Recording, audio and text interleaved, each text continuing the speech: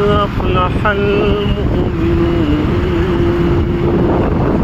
الذين هم في صلاتهم خاشعون والذين هم عن اللغو معرضون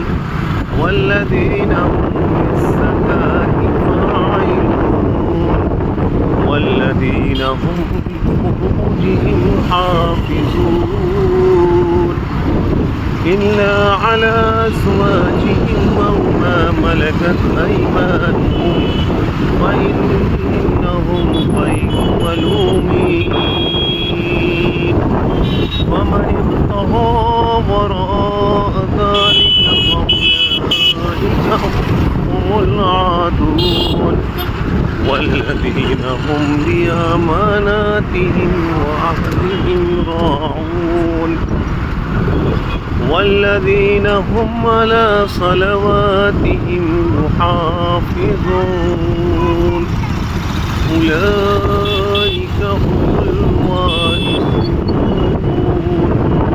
الذين يرثون الفردوس هم فيها خالدون صدق الله العظيم.